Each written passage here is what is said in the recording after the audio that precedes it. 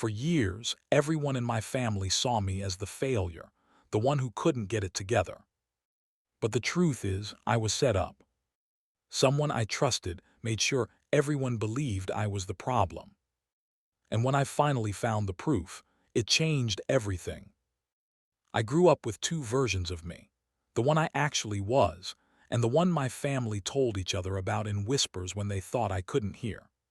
The first version paid his own way through community college, kept receipts in labeled envelopes, and learned how to fix a leaky sink from YouTube because calling dad was a coin flip between lecture and silence. The other version, the family legend, was the kid who couldn't be trusted, the one who always pushed it too far, the easy culprit whenever something went wrong. You don't argue with legend. You just learn to live around it.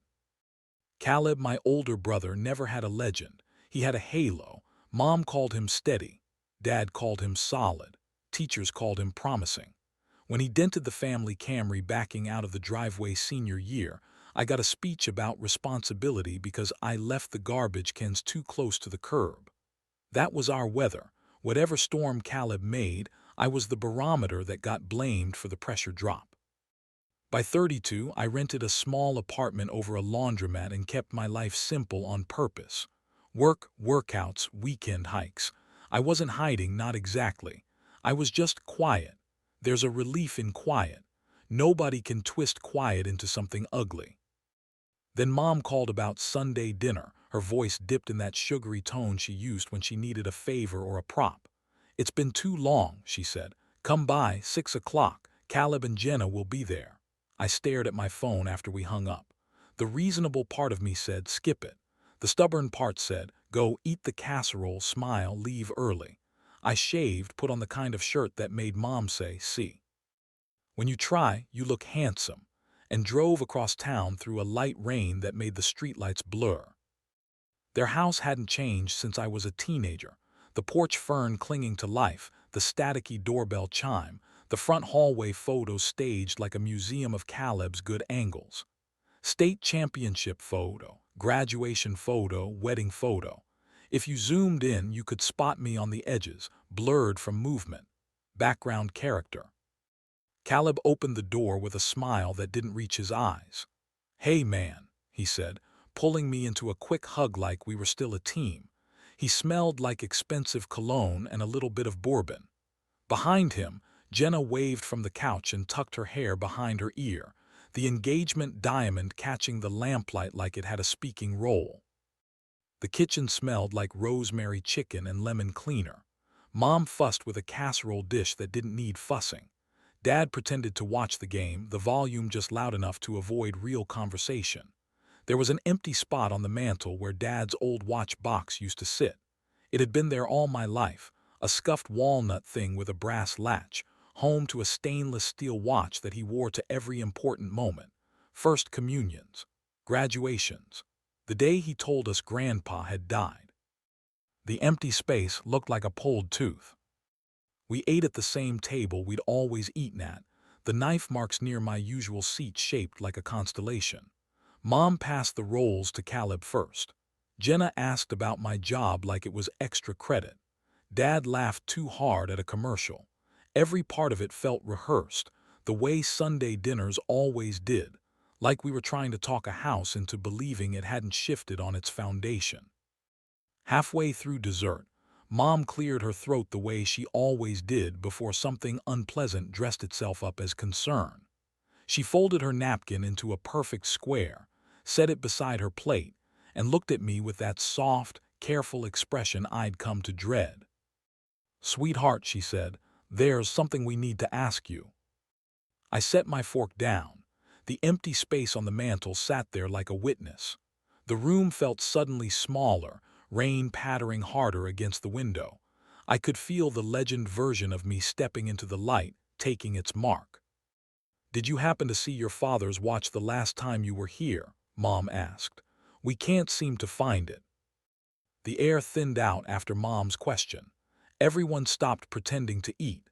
Even the hum of the refrigerator seemed to lean closer, waiting for my answer. "The watch?" I asked, though I already knew which one she meant. Dad's silver-faced Omega, older than both of us, the one he used to tap when conversations ran long. Dad cleared his throat without looking up. It went missing last month. Your mother thought maybe you borrowed it. Borrowed it, I repeated. When would I have done that? Mom's voice softened like she was rehearsing compassion. Last time you came by, you said something about the old things on the mantel. We just thought, maybe you wanted to get it cleaned or something. Translation, you took it. I laughed, but it came out wrong, shaky, humorless. You're serious. Caleb shifted in his seat, eyes glued to his plate. Hey man, no one's accusing you, he said quickly, which is what people always say right before they accuse you. I looked at him. Then what are you doing? He exhaled through his nose like I was exhausting him. Come on, don't make this a thing. It's just a watch. Not to Dad, I said. Dad's jaw tensed. It's sentimental, he muttered, still not meeting my eyes. I wanted to shout that I hadn't touched the damn thing, but shouting never worked here. It always turned into tone and disrespect. And why are you so defensive if you're innocent? So I did the opposite. I went quiet. Mom sighed, already disappointed in whatever she decided I was about to say. We're just trying to clear this up before it becomes awkward, she said. Before it becomes awkward, I repeated. That ship sailed years ago. Caleb finally looked up. Don't start, man. We're having a nice dinner. Yeah, I said. It's been lovely. The chair legs scraped as I stood. No one stopped me. Not a word. Not even the fake politeness that used to come after these blow-ups. Let's not ruin the evening. It was almost a relief. I grabbed my jacket, ignored Mom's small weight, and walked out into the rain. The porch light buzzed overhead, throwing long shadows across the driveway. I leaned against my car and let the drizzle hit my face until I could breathe again. Behind the curtains, movement. Caleb's silhouette packing, Mom gesturing toward the table, Dad unmoving as a statue. I'd been cast in this play too long. By the time I got home, my phone was lighting up. One missed call from Mom, one from Caleb, a text from an unknown number that just said, you didn't have to make her cry. I didn't answer any of them. I poured myself a drink, sat on the couch, and stared at the glow of my phone screen. Something about the whole thing felt rehearsed. Like they'd known the accusation wouldn't hold water but tossed it anyway just to see how I'd react. To confirm I was still the predictable one, still the villain. That night I opened my laptop and started digging. Emails, photos, old files from the cloud backup I'd forgotten existed. I wasn't sure what I was looking for, not exactly, just some small proof that the version of me they'd built wasn't real. And somewhere in that late-night haze of scrolling, I found the first breadcrumb. The breadcrumb was an old email chain buried in my archives, 5 years old, subject line, family insurance receipts. At first glance, it looked ordinary. A string of messages between Mom, Dad, and Caleb about splitting the cost of repairs after a basement flood.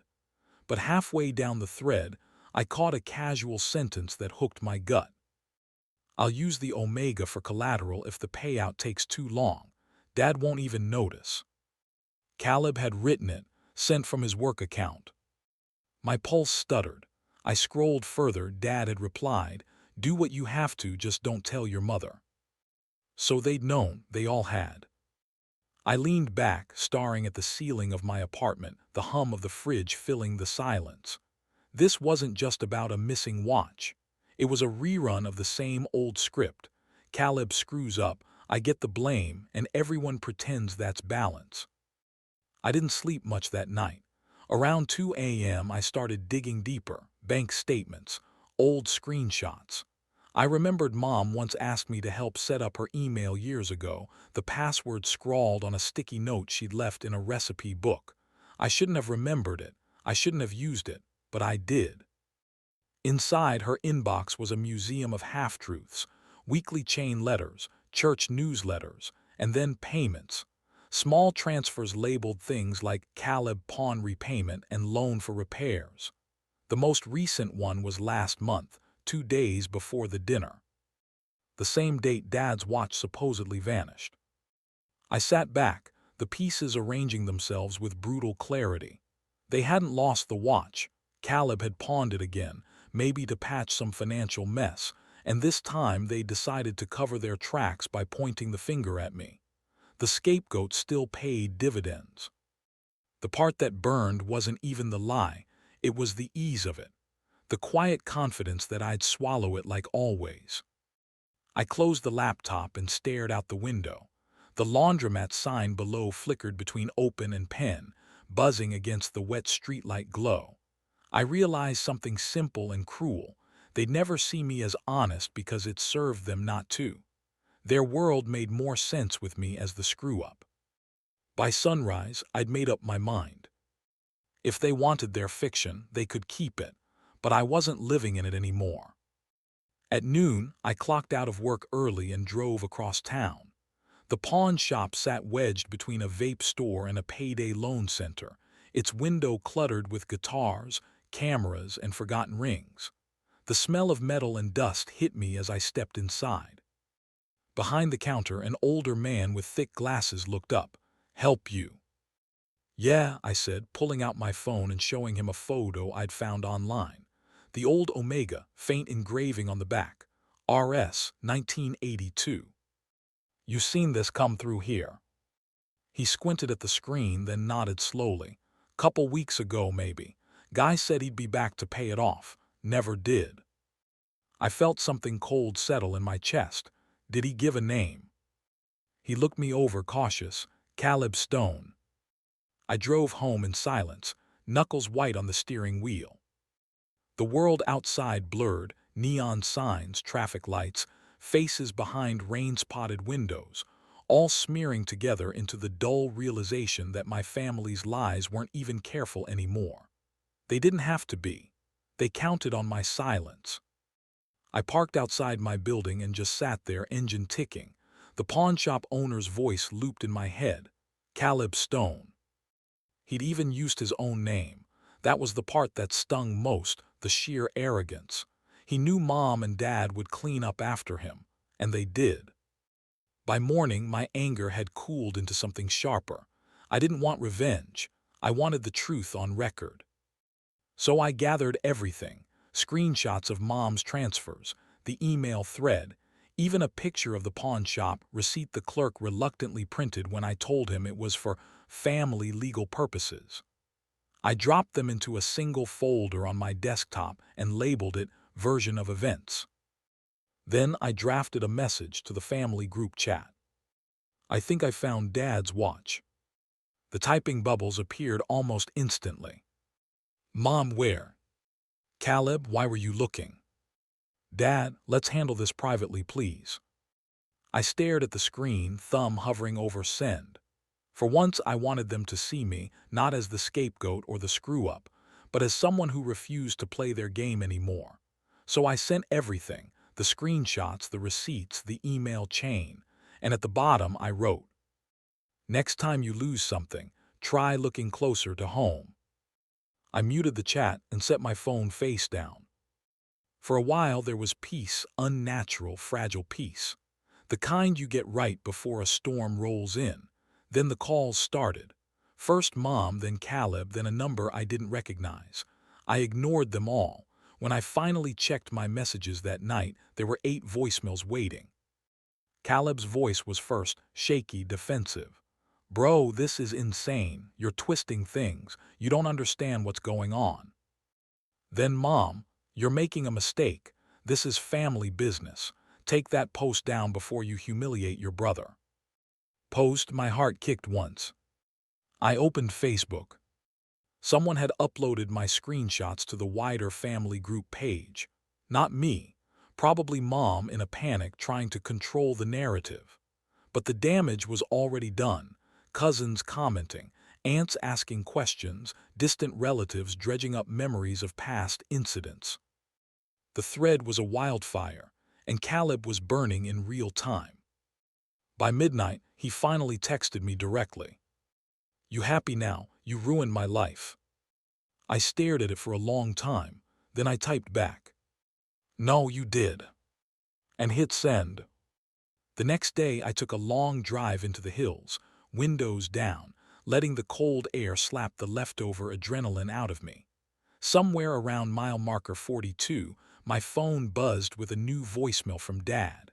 His voice was low, tired. "We need to talk alone." Dad's message sat in my voicemail for 2 days before I could bring myself to listen to it again. The first time, I'd played it through my car speakers and turned it off halfway. His voice sounded like gravel soaked in shame, low, halting, almost unfamiliar. The man who'd spent decades defending silence now sounded like someone trying to breathe through regret. On the third morning, I called him back. He answered on the first ring. "Son, just that. No small talk, no sigh of disappointment.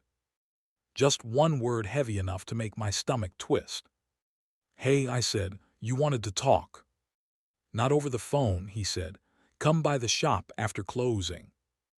Dad's auto shop had always smelled like gasoline and loyalty, a place where other men brought their broken things and trusted him to make them whole. I hadn't been there in years. When I pushed through the door that evening, the air was thick with oil, and the hum of an old country station playing too quietly. He was standing by the workbench, still in his coveralls, sleeves rolled up. The years had crept up on him. His shoulders slumped more. His hands looked older than I remembered. "You look like hell," he said softly, eyes not meeting mine. "So do you," I said. We stood there in the static of unspoken things until he nodded toward the stool across from him. "Sit." I did. He wiped his hands with a rag that didn't need wiping. "You were right," he said finally, "about the watch, about Caleb." I didn't move. "He's in trouble more than your mother knows. The pawn thing wasn't just about cash. He's been gambling, owes people, thought he could buy time." "And you thought blaming me would help?" I asked. He flinched like I'd struck him. "It wasn't supposed to go that far. Your mother panicked. I let her." There it was, the truth stripped bare and simple. Not evil, not conspiratorial, just weak. Weakness dressed up as family unity. "I kept thinking," he said quietly, "if I kept the peace long enough, it'd fix itself. But peace built on lies doesn't last." For a second I saw him not as the father who chose Caleb's comfort over my dignity, but as a man who'd run out of excuses. His voice cracked when he said, "I'm sorry, son." It wasn't enough, but it was something. "I don't want your apology," I said. "I just want to stop being the problem in stories I didn't write." He nodded, looking down at his hands. "I get that." We sat in silence until he reached under the bench and pulled out a small box, the same walnut one from the mantel. The latch was still scratched, but inside the lining sat a pawn ticket and a set of car keys. "Take it," he said. "You can decide what happens next." I looked at the box, then at him. For the first time in years, he didn't look like he expected forgiveness. He looked like he expected consequences. When I left the shop, the air outside felt cleaner somehow. Lighter. I slipped the ticket into my jacket pocket and drove toward the edge of town, the kind of drive you take when you don't know if you're leaving something behind or heading straight toward it. The pawn shop was quiet that morning, too quiet for a place that lived off other people's desperation. The same clerk looked up when I walked in, recognition flickering behind his glasses. "You again," he said, rubbing his palms on a rag.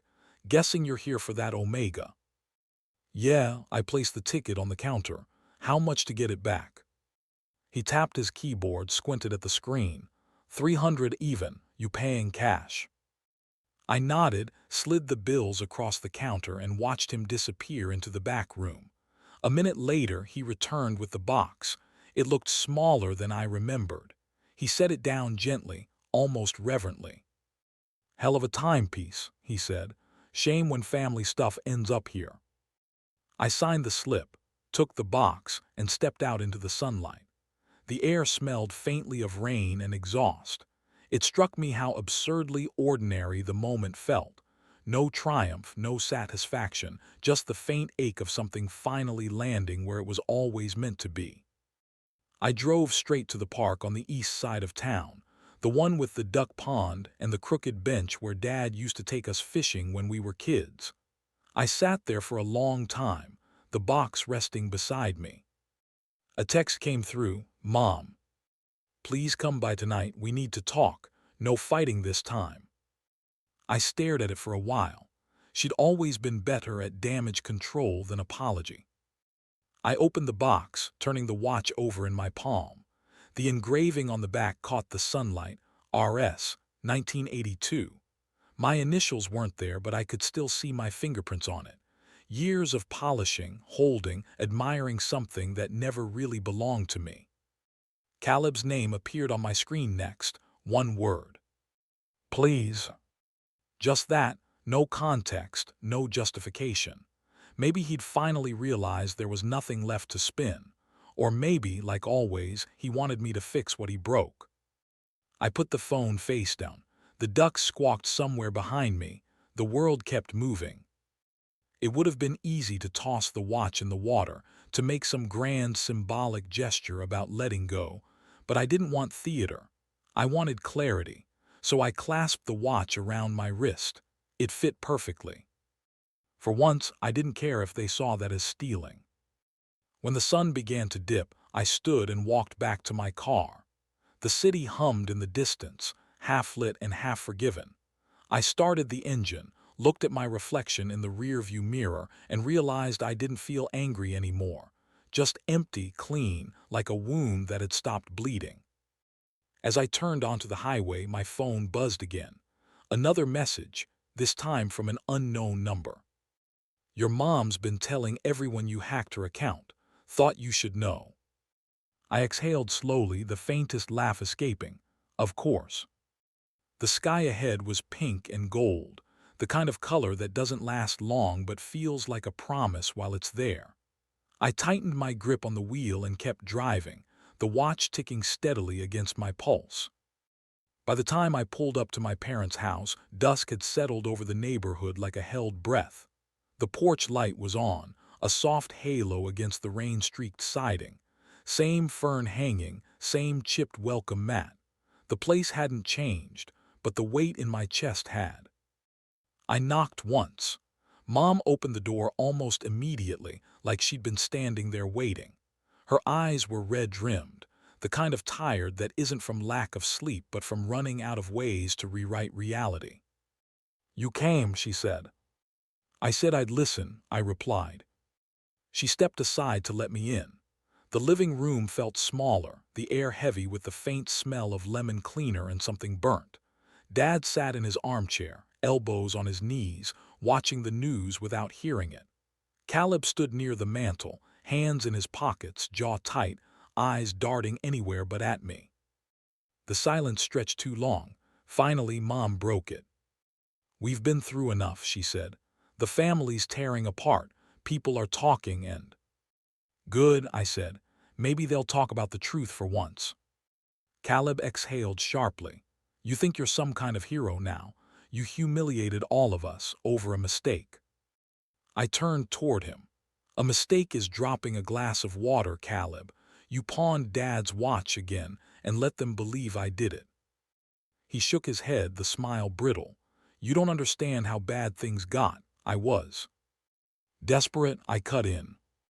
"So you sold out the one person who never had anything left to lose." His face fell, and for a heartbeat I saw something raw behind his defensiveness. Fear, maybe guilt, but he hid it fast. Mom put her hand on his shoulder as if shielding him. "Your brother made poor choices, but you airing it out online, what did that solve?" "It solved the part where I keep being your scapegoat," I said quietly. "You can't keep pretending I'm the problem just because it makes him easier to love." Dad finally spoke. His voice was hoarse, barely above a whisper. "Enough, both of you." We all froze. He stood up slowly, rubbing the bridge of his nose. "We're not fixing anything tonight, but Caleb, you're paying me back, every cent, and your mother and I are done covering for you." Caleb's eyes widened. "Dad." "No," he said, "it ends here." The words hung there, simple and absolute. For the first time, Caleb didn't have an audience willing to rewrite his story. He just stood there, small in the glow of the TV. I turned to leave, the old floorboards creaking beneath my shoes. At the doorway, Mom said softly, "You can't just walk away, you know." I paused. "I've been walking away my whole life. You're just finally noticing." Outside, the rain had stopped. The air smelled clean, sharp, alive. I stood on the porch for a moment, letting the sound of the house fade behind me. The raised voices, the muffled sobs, the same old cycle grinding itself back to life. Then I looked down at the watch on my wrist, still ticking, still mine for now. I started walking toward the streetlights, where the road curved out of sight, and thought about how sometimes freedom doesn't come with fireworks. It just sounds like quiet steps in the rain. I didn't mean to drive all night, but the highway had a way of coaxing me forward, mile after mile of wet asphalt, and the rhythmic tick of the wipers keeping time with the watch on my wrist.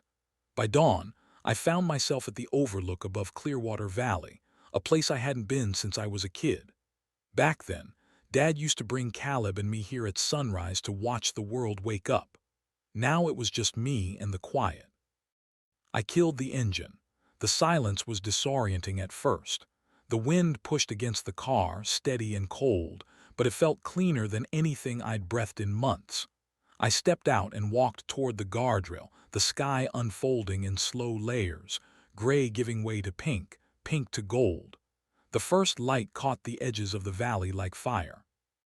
I thought about the night before, Mom's trembling voice, Caleb's pale defiance, Dad's broken exhaustion. The whole house had felt like a museum of excuses. Maybe they'd keep living in that museum. Maybe they had to. But I was done curating my guilt for them to admire. The watch glinted faintly in the morning light. For a second, I imagined Dad years from now, looking for it and remembering this silence, maybe even understanding what it cost to break free. Maybe not. Either way, I didn't owe him, or any of them, another explanation. My phone buzzed in my pocket. One notification, a message from Caleb. "Sold the car, starting over, don't tell them." No apology, just that. A small human crack in the armor. I didn't respond, but I didn't delete it either. There was something almost hopeful in the fact that he'd stopped lying, even if just for a sentence. I sat on the hood of my car and watched the valley breathe. The longer I stayed, the more the anger drained out, replaced by something quieter, steadier, acceptance maybe. Not forgiveness exactly, just the decision to stop letting old wounds steer the rest of my life. When the sun cleared the ridge, I slipped the watch off and set it on the guardrail. It caught the light, warm and indifferent. I didn't toss it, didn't hide it, didn't even pocket it again. I just left it there, an offering to time itself. Driving away, I caught a glimpse of it in the mirror, shrinking until it was nothing but a spark. By the time I reached the edge of town, the radio was playing a song I hadn't heard in years. One Dad used to hum when he thought no one was listening. I turned it up, not for nostalgia, but because it finally sounded different. Not like a memory, like a beginning. I didn't have a destination, and for the first time, that didn't scare me.